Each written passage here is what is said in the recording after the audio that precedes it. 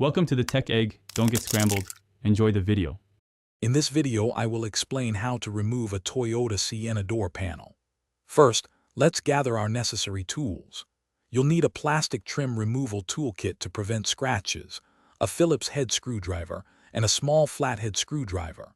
A pick tool can also be very helpful for prying small covers. Having a container for screws and a clean cloth nearby will keep your workspace tidy and prevent losing any small parts during the process.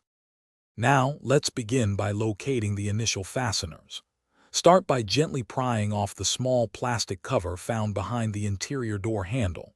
Once removed, you'll find one Phillips head screw that needs to be unscrewed. Next, use your plastic trim tool to carefully pry up the entire power window switch panel. After it's loose, disconnect the 2 or 3 electrical connectors attached to the back of the panel by pressing their release tabs.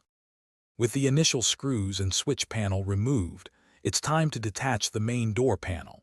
Look for any additional screws, typically one located inside the armrest pocket or under a small cover. Once all screws are out, use your plastic trim tool to gently pry around the entire perimeter of the door panel. You'll hear the plastic clips releasing. Work your way slowly from the bottom edge, moving upwards, to ensure no clips or the panel itself are damaged. Once all clips are released, lift the entire door panel straight up and away from the door frame. You'll then need to disconnect the 2 door handle cables by rotating them and unhooking their ends. Also, disconnect any final electrical connectors, such as for the door light. Before reassembly, inspect all the plastic clips on the panel. Replace any that are broken. To reinstall, simply reverse the steps, ensuring all clips align and snap securely into place. Thanks for watching. Consider subscribing if I helped unscramble your problems.